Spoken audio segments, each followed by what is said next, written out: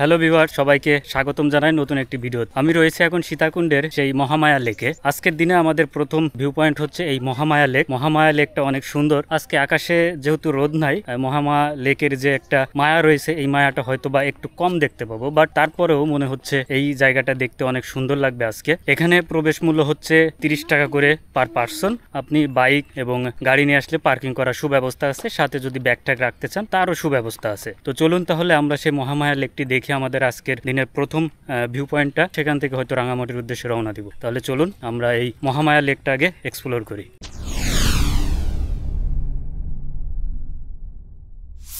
মহামায়া লেকে যেতে হলে আপনাদের কিছুটা পরিমাণ এরকম পাহাড়ি রাস্তা বেয়ে উপরে উঠতে হবে।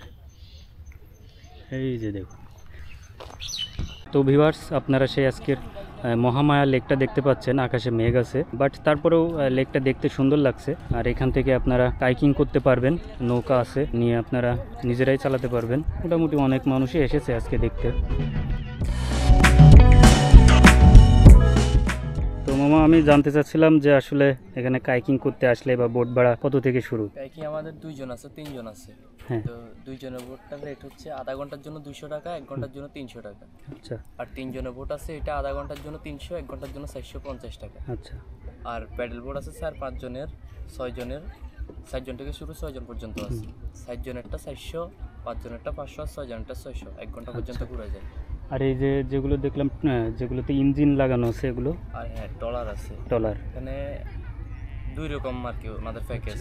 এটা ছোট নৌকা আছে আর বড় বোট আছে।